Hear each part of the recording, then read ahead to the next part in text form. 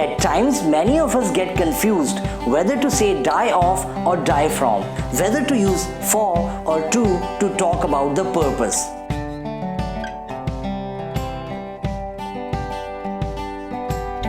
Three aspects that we need to understand. The first aspect relates to action. The second aspect relates to things. The third and final aspect relates to things and people.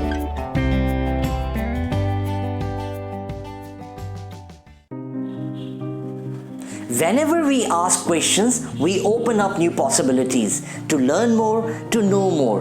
One very powerful question word which adds to our knowledge and opens up new avenues for learning is why. With why, we get to know the reason, cause or purpose behind any action or activity. Why assumes a great significance in this lesson. It will be our reference word as we study prepositions of cause, reason or purpose, for, of, to and from. Friends, my name is Hemant Singh Rana and you're watching Enliven English, making the language entertaining, lively and functional. So let's get started.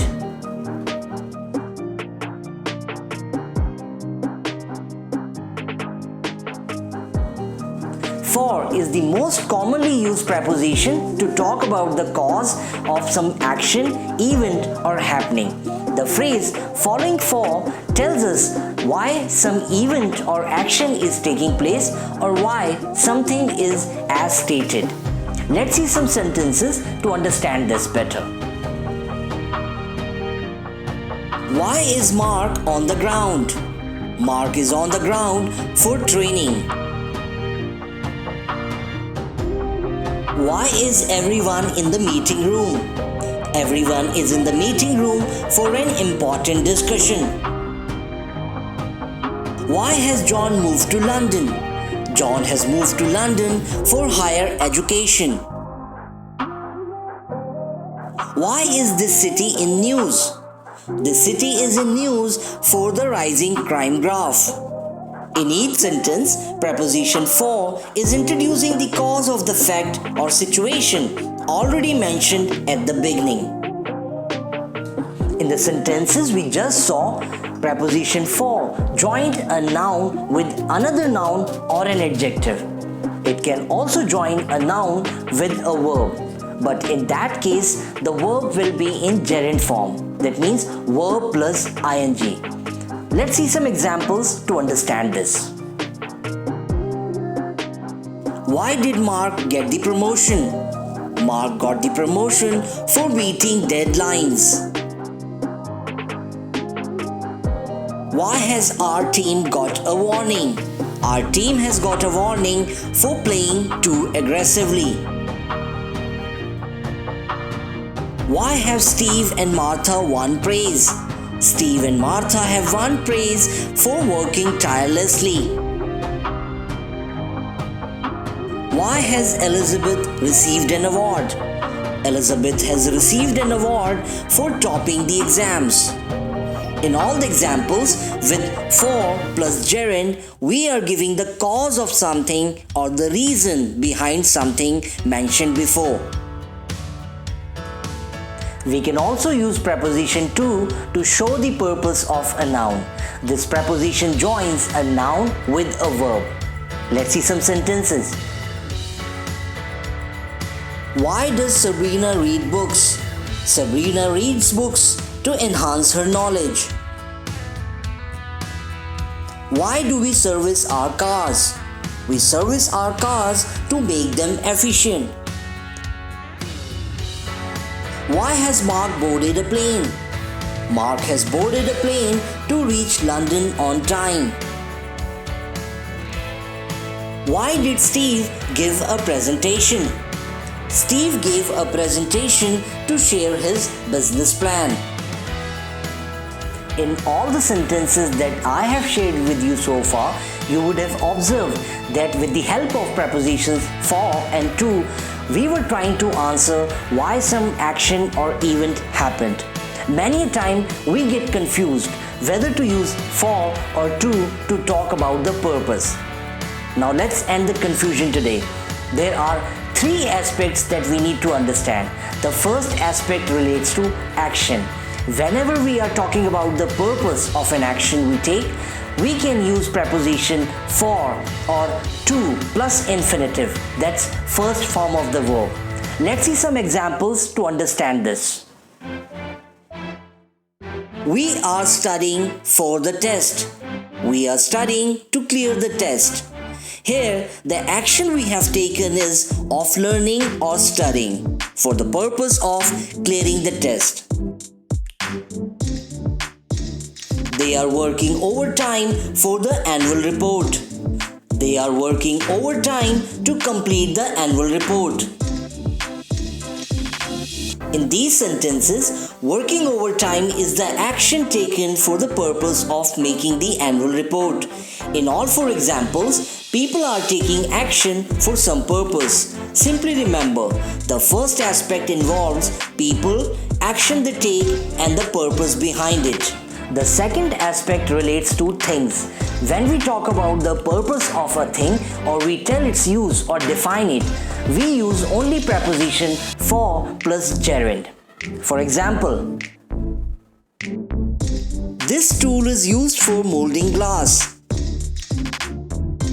A separate hall has been kept for meeting dignitaries. A classroom is meant for studying. A crane is used for lifting heavy material. In all four sentences, we are talking about the purpose of a tool, hall, classroom, and a crane. In this aspect, no person is involved. It's just things and their use. The third and final aspect relates to things and people. Whenever a person uses a thing and we want to talk about the purpose for which it is being used, we use preposition to plus infinitive. As in,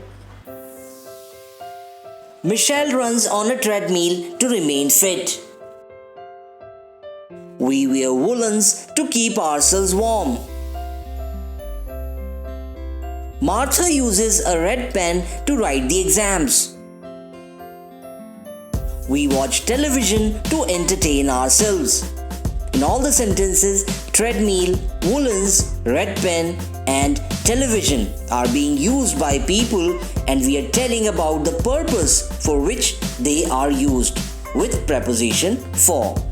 I believe now you won't face any problem with prepositions for and to.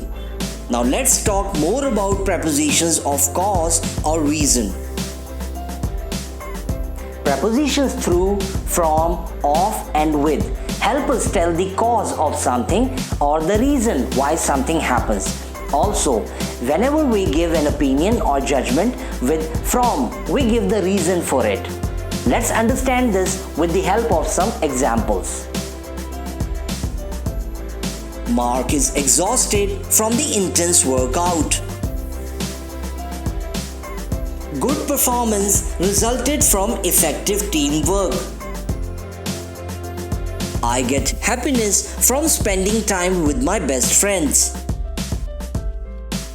We won the match through relentless practice. The company got the project through his negotiation skills. Nearly 9 million people die of cancer every year. Breathing problems are increasing as a result of air pollution. Steve is seething with anger and frustration.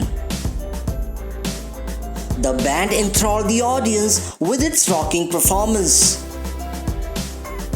From the anxiety on her face, I can say all is not well. I can deduce from the evidence that you will win the case. At times, many of us get confused whether to say die of or die from, as both sound correct. Also, both are quite frequently interchangeably used in our daily language as well, and this has somehow become acceptable also. However, to clear the air, let's remember this. We use die off when the cause of death is direct, as in case of cancer, heart attack, flu, infection, etc. We use die from when the death is caused by an indirect agent like injury, blood loss, burns, etc. Let's see some sentences to understand this better. Several people have died of the infection. He died of lung cancer. In these two sentences, the cause of death is direct and internal. The man died from injuries sustained in a gunfight. Two persons died from extreme heat. In these two sentences, the cause of death is indirect and external. So friends, that's it in this lesson. I hope now you will be able to use prepositions of cause, reason or purpose confidently. If you still have any doubts, do let me know and I'll try my level best to clear them. In the next lesson, we'll be talking about prepositions of contrast or concession. I'll be back with you soon. Till then, keep learning and keep improving. Goodbye.